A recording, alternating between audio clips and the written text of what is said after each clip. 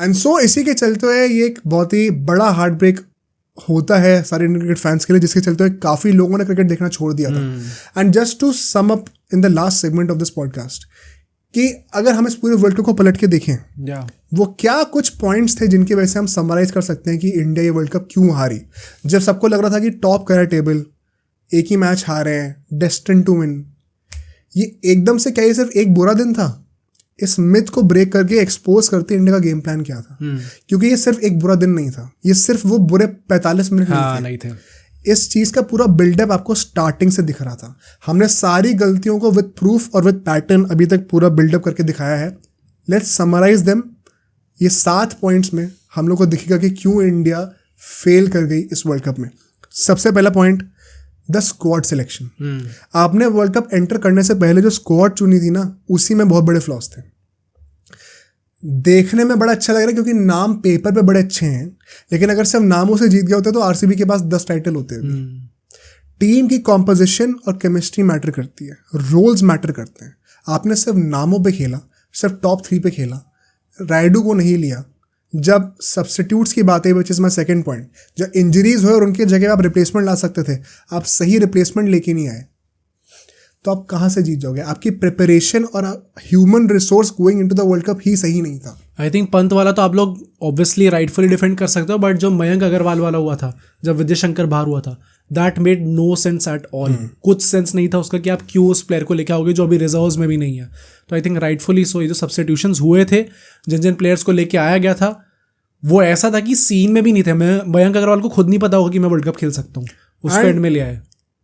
जो तीसरा पॉइंट है, और ये एक बहुत बड़ा पॉइंट है, दीज प्लेयर्स तो मैं नहीं कहूँगा, in fact one second, the captain and the management rather the coach, ये लोग इस बहुत बड़े भ्रम में थे कि ये टॉप 3 को जिता ले जाएगा। इनफैक्ट पता है, ये बात कई सारे एक्स क्रिकेटर्स ने उस टाइम पे की थी, इंक्लूडिंग युवराज सिंह, कि आपने जो है नंबर 4 का स्पॉट मजाक में ले रखा था बेसिकली, और आपको जो है आपकी प्लेस दिखा दी गई कि आपकी कहाँ स्टैंडिंग है जो सही फाइनल आया। तो क्योंकि अगर आप ये सोच रहे हो अपनी ईगो पे रख के कि हमें हमेशा हमारे टॉप 3 परफॉर्म कर देंगे, इससे ज़्यादा घमंडी बात तो कोई हो ही नहीं सकती।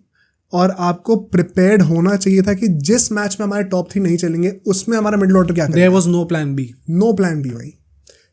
ये जो गॉड ट्रस्टेड, भगवान भरोसे था ना मिडिल ऑर्डर पूरा, वही तो मेन रीजन है हम सही फाइनल हारे। भगवान भरोसे भी मतलब, and I think I would just point out this fact कि off the camera we have talked to a lot of people जो कि इस इंडस्ट्री में हैं, दे हैव सेड कि Virat Kohli in that period 2016, 17, 18, 19, 16 में चलो आई डोंट नो, बट 17, 18, 19 जब वो कैप्टनसी ओवरऑल टेक ओवर कर लिया था, देयर वर टाइम्स जहाँ पे obviously there was misuse of power, but वो मिसयूज ऑफ पावर इसलिए थी क्योंकि there were ego issues. And ये जो हमने पूरा बिल्डअप दिया था ना 15-20 मिनट का वर्ल्ड कप में घुसने से पहले, उसका पॉइंट भी यही था। कोहली के पास कैसे, वो कोहली शास्त्री दोनों जो डू थे, कैसे पावर आई एंड फिर उस पावर के अंडर क्या क्या डिसीजंस लिए। पावर कैसे, प्लस जो एबिलिटी होती है ना प्लेयर की, yes you should be confident and आपको अपने ऊपर पूरा ट्रस्ट होना चाहिए, but at the same time as a captain आप अपने आप को सिर्फ उस चीज़ पर बैक करके नहीं कह सकते मेरा प्लान ही यही है कि मैं चल जाऊंगा। And why I say that it is because like just in hindsight if you look at it, 2016 के IPL के बारे में विराट कोहली ने कहा है कि मेरे लिए हार्ट ब्रेक इससे था क्योंकि मुझे लगा था मैं अकेले ले जाऊंगा पूरा टूर्नामेंट। आज तक पूरी हिस्ट्री में ऐसा नहीं हुआ कि एक बंदे ने अकेले पूरा टूर्नामेंट जिता दिया, इसलिए हम लोग वो टूर्नामेंट नहीं जीते। But hats off to Virat Kohli, जैसे उन्होंने परफॉर्म करा। बट ऐसा नहीं हो सकता कि आप 3-4 गिने चुने प्लेयर्स के बेसिस पे कह दो हम पूरा टूर्नामेंट जीत जाएंगे। इनफैक्ट मुझे लगता है ऑन अ लाइटर नोट कि विराट कोहली अगर आज भी होंगे ना, तो वो खुद भी ये सेम टीम नहीं पिक करेंगे अगर आज वो कैप्टन। हाँ डेफिनेटली नहीं करेंगे, वो खुद बहुत इवॉल्व कर चुके हैं। But this was the biggest blunder perhaps. एक और बहुत बड़ा ब्लंडर, जब हर चीज सही जा रही थी तब आपने बॉलर्स को चेंज करना शुरू क्यों कर दिया? राइट क्या लॉजिक है इसका? अभी तक बैट्समैन का तो समझ में आ रहा था कि चलो आपको धोनी के हिसाब से बाकी सबको शिफ्ट करना है, बट जो बॉलर्स आपके अभी तक कंसिस्टेंटली परफॉर्म करते हुए आ रहे थे हर मैच में, जीते रहो भाई आप मैच सारे, एक ही तो मैच हारे हो, आपने क्यों उनको चेंज करा? That too just before the semifinal. Exactly. And जो 5वां और 6ठा पॉइंट है थोड़े इंटरट्वाइंड है। 5th point being, as we mention before, every single game 10 में से 1 वॉश आउट था, 9 मैचेस हुए। हर एवरी सिंगल गेम में या तो टीम में चेंजेस हुए या तो बैटिंग ऑर्डर में चेंजेस हुए हैं। Yeah. आप कैसे एक्सपेक्ट कर रहे हो कि प्लेयर्स कंसिस्टेंसी के साथ फियर ऑफ फेलियर को हटा के, इनसिक्योरिटी को हटाकर अच्छे से खेल पाएंगे। धोनी जो है वो 5-6-7 पे खेला है, हार्दिक पांड्या 4-5-6-7 पे खेला है, केदार जाधव भी 5-6-7 पे खेला है, केएल राहुल नंबर 4 पे खेला, ओपनिंग करी है, 4 पे 6 पे 6 पे भी opening खेले हैं। राइट। क्या एक्सपेक्ट कर रहे हो? दिनेश कार्तिक नंबर 7 पे खेले एंड फिर नंबर 5 पे भी खेले।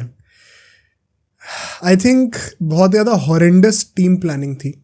जो नेक्स्ट पॉइंट भी होने वाला है कि इस प्लानिंग के चलते हुए जो टीम का टेम्पलेट था, एक आइडेंटिटी थी, वो कभी फिक्स ही नहीं हो पाई। और आप कभी भी एक टूर्नामेंट नहीं जीत सकते अगर आपके दिमाग में खुद को लेके क्लैरिटी नहीं है। तो अगर आपका एक गेम प्लान नहीं है, तुम प्लान ए की बात कर रहे हो ना, प्लान बी नहीं था, प्लान ए था। प्लान ए भी क्या था?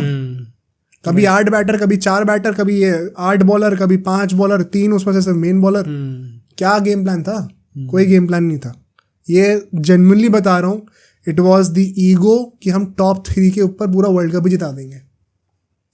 और अभी भी कोई डिसएग्री करता तो ये मेरे वर्ड्स नहीं, ये सारे लेजेंडरी क्रिकेटर्स के, जो कि हमसे और आपसे बहुत आगे हैं क्रिकेट की फील्ड में।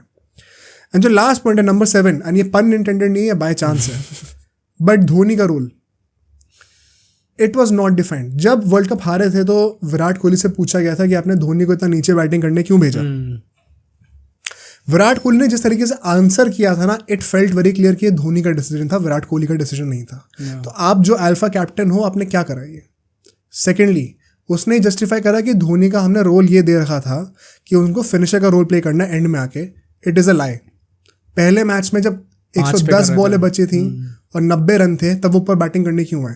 अफगानिस्तान वाले मैच में 26.1 ओवर्स में वो बैटिंग करने क्यों आए थे जब 24 ओवर बचे हुए थे, आधा मैच बचा हुआ था? He was not a finisher. उनका रोल डिफाइंड नहीं था। विराट कोहली चीज़ क्यों नहीं एक्सेप्ट करे आगे? इट वॉज वेरी क्लियर कि ये डिसीजन जो है ना, ये या तो कैप्टन ने सही नहीं लिया, या तो एंड मोमेंट पे आके धोनी ने कुछ बोला। लीडरशिप में किसी ने कुछ ना कुछ गलती करी है, उसका भुगतान कंट्री को लेना पड़ा।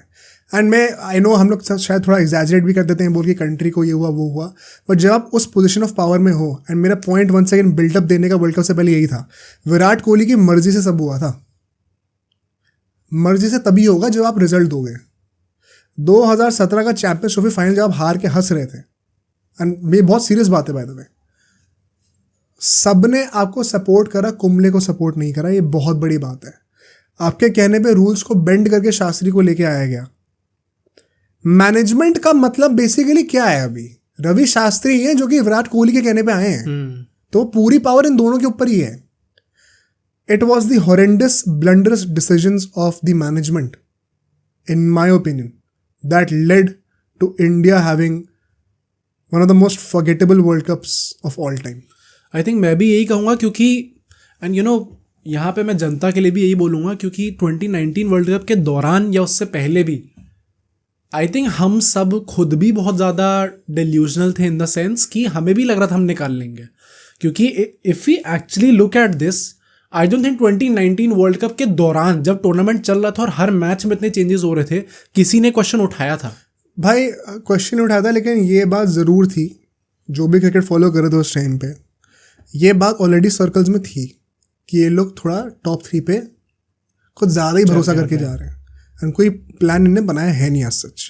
और जब वो विजय शंकर वाली बात आई थी ना, उसके बाद से everybody lost their mind. I think Vijay Shankar और राइडू वाला पॉइंट तो काफ़ी फेमस भी हुआ, एंड आई थिंक भाई हर्षा भोगले वगैरह ने बोला भी है कि it is the most curious case of Indian cricket history की राइडू के साथ एग्जैक्टली में हुआ क्या।